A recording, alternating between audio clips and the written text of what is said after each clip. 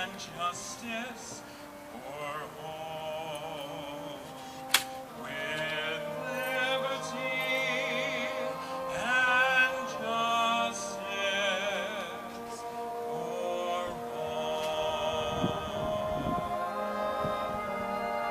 Now I please ask that everybody join me in saying the Pledge of Allegiance.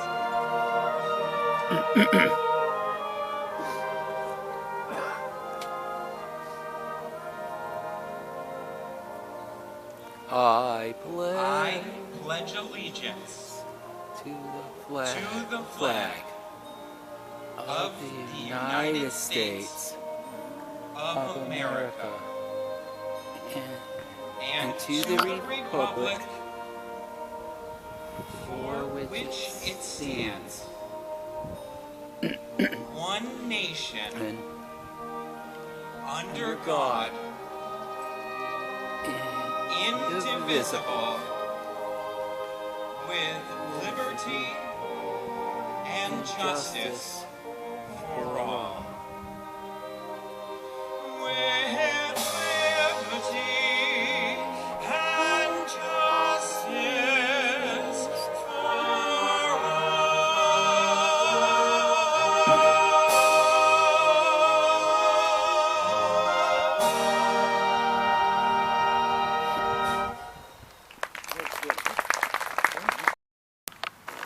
Printed copies of the freshly inked document were being distributed throughout the colonies via post riders. Dispatched from Philadelphia, news of the Declaration's signing had taken nearly 2 weeks to reach Boston, and so a bit longer to reach Orange. Church bells pealed in the distance. The Provincial Congress of Massachusetts had compelled local ministers throughout the land to read the text aloud from their pulpits, after which copies were committed to municipal files. Royal symbols were at last yanked off their fixtures, and pewter tankards and wooden noggins were raised in celebration. Many of Orange's settlers had directly descended from America's earliest settlers, who some 6 generations earlier had arrived from England on the Mayflower in brave and stalwart pursuit of freedom from royal tyranny. And now, a reading of the Declaration. When in the course of human events it becomes necessary for one people to dissolve the political bands which have connected them with another, and to assume among the powers of the earth the separate and equal station to which the laws of nature and of nature's God entitled them. A decent respect to the opinions of mankind requires that they should declare the causes which impel them to the separation. We hold these truths to be self-evident, that all men are created equal, that they are endowed by their Creator with certain unalienable rights, that among these are life, liberty, and the pursuit of happiness, that to secure these rights, governments are instituted, among men deriving their just powers from the consent of the governed, that whenever any form of government becomes destructive to these ends, it is the right of the people to alter or to abolish it, and to institute new government, laying its foundation on such principles and organizing its powers in such form as to them shall seem most likely to affect their safety and happiness. Prudence, indeed, will dictate that governments long established should not be changed for light and transient causes. And accordingly, all experience has shown that mankind are more disposed to suffer, while evils are sufferable, than to right themselves by abolishing the forms to which they are accustomed. But when a long train of abuses and usurpations, pursuing invariably the same object, evinces a design to reduce them under absolute despotism, it is their right, it is their duty, to throw off such government and to provide new guards for the future security. Such has been the patient sufferance of these colonies, and such is now the necessity which constrains them to alter their former systems of government. The history of the present King of Great Britain is a history of repeated injuries and usurpations, all having in direct object the establishment of an absolute tyranny over these states. To prove this, let facts be submitted to a candid world. He has refused his assent to laws, the most wholesome and necessary for the public good.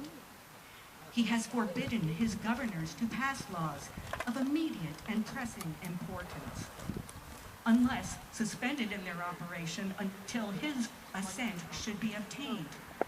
And when so suspended, he has utterly neglected to attend to them. He has refused to pass other laws for the accommodation of large districts of people, unless those people would relinquish the right of representation in the legislature, a right inestimable to them and formidable to tyrants only.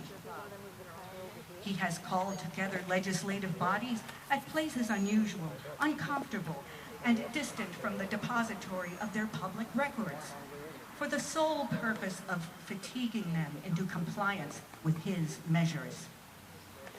He has dissolved representative houses repeatedly for opposing with manly focus his invasions on the rights of the people. He has refused for a long time after such dissolutions to cause others to be elected, whereby the legislative powers, incapable of annihilation, have returned to the people at large for their exercise, the state remaining in the meantime exposed to all the dangers of invasion from without and convulsions within. He has endeavored to prevent the population of these states for the purpose of obstructing the laws of naturalization of foreigners, refusing to pass others to encourage their migrations hither, and raising the conditions of new appropriations of lands. He has obstructed the administration of justice by refusing his assent to laws for establishing judiciary powers. He has made judges dependent on his will alone for the tenure of their offices and for the amount and payment of their salaries. He has erected a multitude of new offices and sent hither swarms of officers to harass our people and eat out their substance. He has kept among us, in times of peace, standing armies without the consent of our legislatures. He has affected to render the military independent of and superior to the civil power. He has combined with others to subject us to a jurisdiction foreign to our Constitution and unacknowledged by our laws, giving his assent to their acts of pretended legislation, for quartering large bodies of armed troops among us, for protecting them by a mock trial from punishment for any murders which they should commit on the inhabitants of these states, for cutting off our trade with all parts of the world, for imposing taxes on us without our consent, for depriving us in many cases of the benefits of trial by jury, for transporting us beyond seas to be tried for pretended offenses, for abolishing the free system of English laws in a neighboring province, establishing therein an arbitrary government and enlarging its boundaries so as to render it at once an example and fit instrument for introducing the same absolute rule into these colonies, for taking away our charters, abolishing our most valuable laws, and altering fundamentally the forms of our governments, for suspending our own legislatures and declaring themselves invested with power to legislate for us in all cases whatsoever. He has abdicated government here by declaring us out of his protection and waging war against us. He has plundered our seas, ravaged our coasts, burnt our towns, and destroyed the lives of our people. He is at this time transporting large armies of foreign mercenaries to complete the works of death, desolation, and tyranny, already begun with circumstances of cruelty and perfidy scarcely paralleled in the most barbarous ages, and totally unworthy the head of a civilized nation. He has constrained our fellow citizens taken captive on the high seas to bear arms against their country, to become the executioners of their friends and brethren, or to fall themselves by their hands. He has excited domestic insurrections among us and has endeavored to bring on the inhabitants of our frontiers, the merciless Indian savages, whose known rule of warfare is an undistinguished destruction of all ages, sexes, and conditions. In every stage of these oppressions, we have petitioned for redress in the most humble terms. Our repeated petitions have been answered only by repeated injury. A prince whose character is thus marked by every act which may define a tyrant is unfit to be the ruler of a free people. Nor have we been wanting in attentions to our British brethren. We have warned them from time to time of attempts by their legislature to extend an unwarrantable jurisdiction over us. We have reminded them of the circumstances of our emigration and settlement here.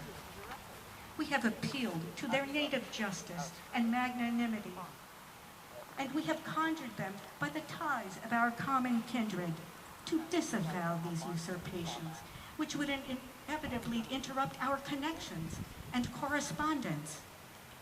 They, too, have been deaf to the voice of justice and of consanguinity. We must, therefore, acquiesce in the necessity which denounces our separation and hold them, as we hold the rest of mankind, enemies in war, in peace, friends. We, therefore, the representatives of the United States of America, in General Congress, assembled, appealing to the Supreme Judge of the world for the rectitude of our intentions, do, in the name and by the authority of the good people of these colonies, solemnly publish and declare that these united colonies are, and of right ought to be, free and independent states, that they are absolved from all allegiance to the British Crown, and that all political connection between them and the state of Great Britain is and ought to be totally dissolved, and that as free and independent states, they have full power to levy war, conclude peace, contract alliances, establish commerce, and to do all other acts and things which independent states may of right do. And for the support of this declaration, with a firm reliance on the protection of divine providence, we mutually pledge to each other our lives, our fortunes, and our sacred honor. Georgia, Button Gwinnett, Lyman Hall, George Walton.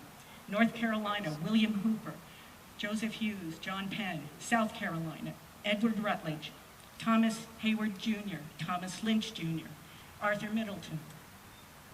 Massachusetts, John Hancock. Maryland, Samuel Chase, William Paca, Thomas Stone, Charles Carroll of Carrollton. Virginia, George White, Richard Henry Lee, Thomas Jefferson, Benjamin Harrison, Thomas Nelson Jr., Francis Lightfoot Lee, Carter Braxton, Pennsylvania, Robert Morris, Benjamin Rush, Benjamin Franklin, John Morton, George Clymer, James Smith, George Taylor, James Wilson, George Ross, Delaware, Caesar Rodney, George Reed, Thomas McKean, New York, William Floyd, Philip Livingston, Francis Lewis, Lewis Morris, New Jersey, Richard Stockton, John Witherspoon, Francis Hopkinson, John Hart, Abraham Clark, New Hampshire, Josiah Bartlett, William Whipple, Massachusetts, Samuel Adams, John Adams, Robert Treat Payne, Elbridge Gerry, Rhode Island, Stephen Hopkins, William Ellery, Connecticut, Roger Sherman, Samuel Huntington, William Williams, Oliver Walcott, New Hampshire, Matthew Thornton.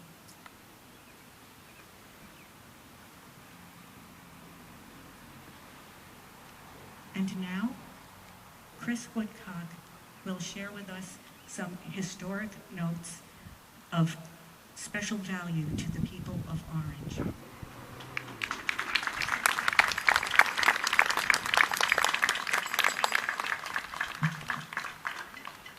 Good evening. The Declaration of Independence that Anne Reid so passionately recited was conceived and written by some of this country's most famous and admired leaders. Thomas Jefferson was the primary author, with edits to his original draft coming from John Adams and Benjamin Franklin. As much as those founding fathers are respected and revered, we should never lose sight of an important fact regarding the American Revolution. It was regular, everyday people who stood up to fight for freedom and independence. It was everyday people who risked their lives in the quest to break free from the tyranny of British rule and established a new democratic republic.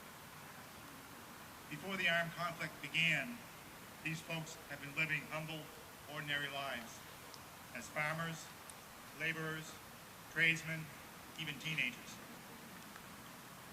But what they did during the Revolution made them leaders in their own right. In committing themselves to a greater purpose, they altered the course of history. They shaped the events that have brought us together tonight to celebrate the 250th anniversary of our nation's beginnings. The tens of thousands of soldiers who fought so bravely from 1775 to 1783 in the American Revolutionary War came from all 13 of Britain's North American colonies. Massachusetts served as the epicenter of the rebellion and contributed more soldiers to the Continental Army than any other colony. And although it is not well known, some of those revolutionary patriots were early settlers from our own backyard, from right here in and around the territory that came to be known in 1810 as the town of Orange. The story of Revolutionary War service by local people is chronicled in A History of Orange, published in 1976 by the Orange Historical Society and written by Beatrice Minor, a longtime grade school teacher. According to that town history, 27 men in this area answered the call to serve in the military. Some fought in the war's earliest battles at Concord, Lexington, and Bunker Hill. 3 of the locals, Ichabod Dexter, Samuel Dexter, and Thomas Ward, were Revolutionary War captains. Another local soldier, Oliver Chapin, was a member of the elite hand-selected lifeguard unit that protected General George Washington. 15 of the local Revolutionary soldiers are buried in the North Orange Cemetery. Their names are worthy of mention here this evening. Elijah Johnson, Moses Cheney, Benjamin Porter, Amos Whitten, Sherebiah Baker, Stephen Mayo, Benjamin Mayo, Levi Cheney, Ebenezer Cheney, Silas Marble, Converse Ward, William Lord, Tyler Perry, Alexander Wheelock, and Samuel Moore. Some of those last names probably sound familiar. A number of present-day local families, including my own, are descendants of these courageous men. My paternal grandmother, Margaret Moore Woodcock, was the great-great-great-granddaughter of Revolutionary soldier Samuel Mill. My cousin John Mill III, a well-known Orange farmer, and his family are descended from that same Moore lineage, as is Denise Andrews of Orange and her family. This is but one example of how these familiar revolutionary surnames continue to resonate strength, character, and commitment in our local communities today. Here in July of 2026, it is not easy for any of us to fully appreciate the significance of this slice of local history from 2.5 centuries ago. To put it in perspective in my own mind, I recently visited the cemetery in North Orange that serves as the final resting place for these heroes from a bygone era. Just beyond the entrance to Orange's oldest cemetery, I see a monument dedicated by the town in 1951.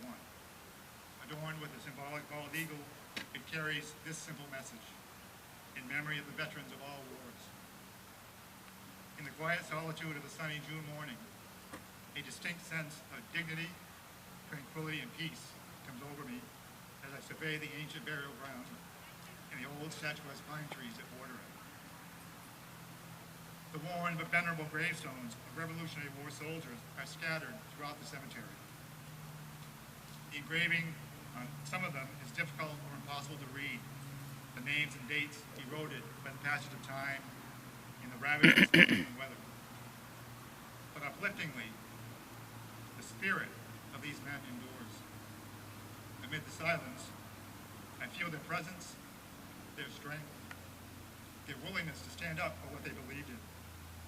And I am struck by the meaning of the lives they led and the impact of the contributions they made to the fight for freedom in the founding of our United States of America.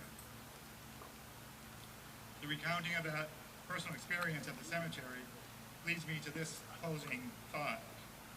As we join together to commemorate the anniversary of the Declaration of Independence, let us also pause to remember, respect, and celebrate the local people of that time who fought in the American Revolutionary War. Just like Thomas Jefferson, John Adams, and Benjamin Franklin, they helped blaze the path to liberty and independence. They showed the way for all of us to pursue the American dream, for all the men and women who have made our country and our communities great. And they left us a legacy of service, sacrifice, and commitment that has been carried forward for generations in our beloved town of Orange, Massachusetts. Here's to those brave revolutionary patriots and to our country. Thank you for listening, and enjoy the rest of the program.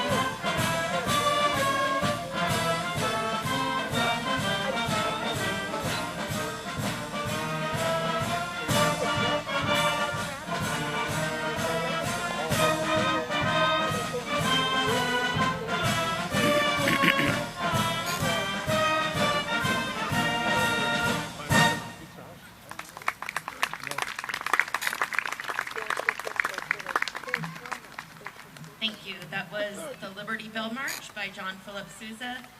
We are the Orange Community Band. My name is Steph Parker, your director, and thank you to Kelly for inviting us to tonight's production. Also, Anne Reid did not get a proper round of applause for her declaration, reading of the Declaration, so great job, Anne.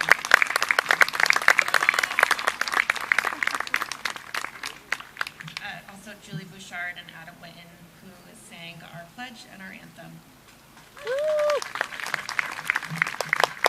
We have a handful of patriotic tunes to share with you tonight. We're going to start it off with an arrangement by Jay Woodcock. This is Freedom.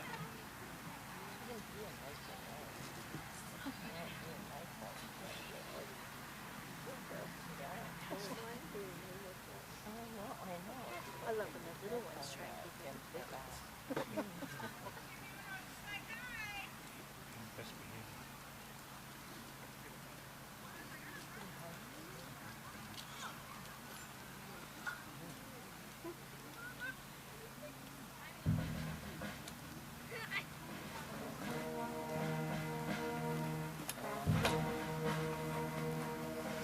Hey, wagon guy, how are you? Good, how are you? That's how he remembers you, Will. That said you won the wagon. Oh yeah, that was last year. Yes.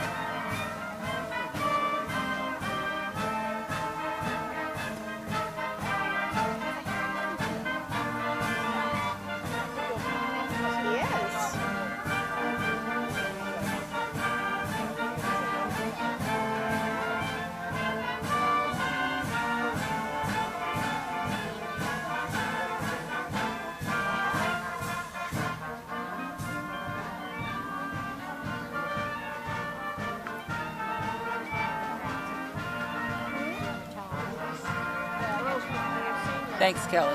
How are you? Great. Want to raise that, Will? Sure. I'll take this one. Good to see you. You have a great flag here. Oh, yeah. Good. I told them if they got one, they had to use it. That's pretty good. Would you like a flag or a bird?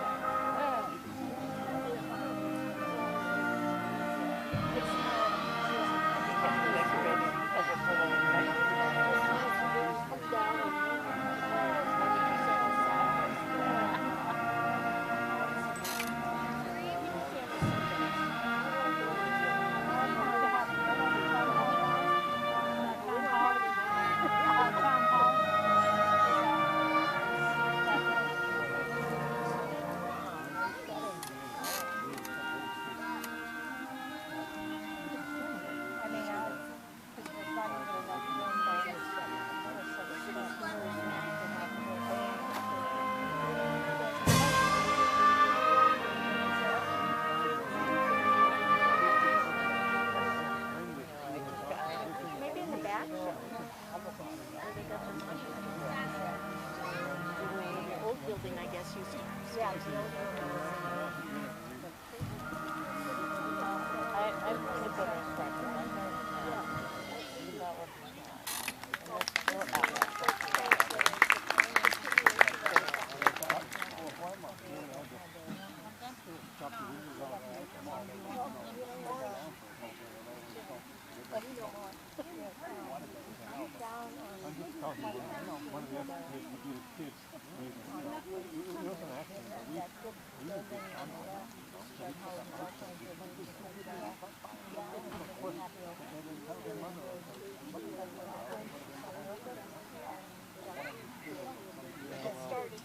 Our next tune is a very familiar, older patriotic tune. I hope you enjoy the American Patrol. Yeah, but I mean,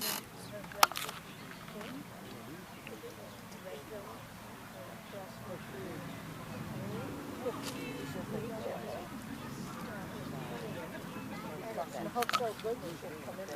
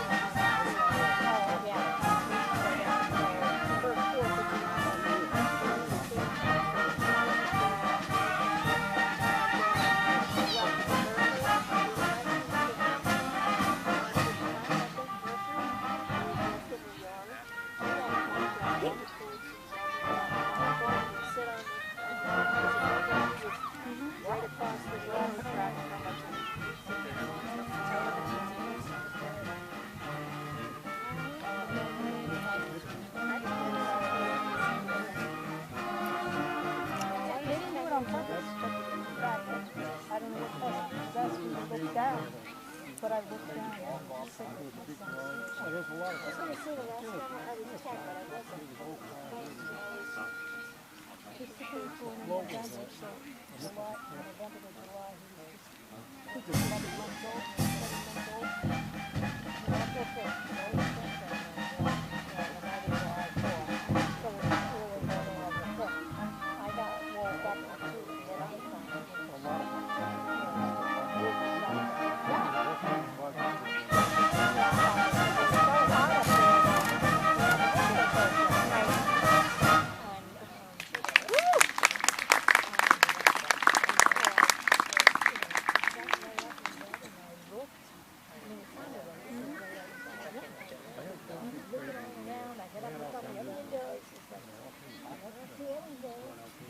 could almost hear the parade going by in that last tune. The next few tunes that we have for you, it's not required, but audience participation, would be welcome. We have some sing-alongs for you next. The first one is Woody Guthrie's popular "This Land Is Your Land," so feel free to sing along if you would like to.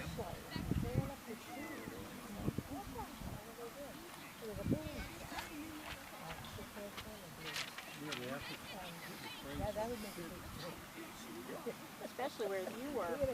Echoed up the mountain. Transformer right there. Yeah, that's like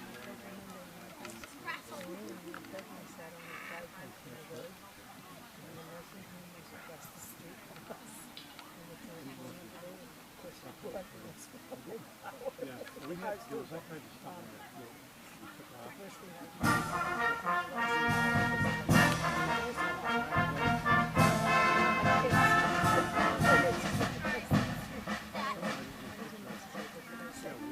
I knew what it was like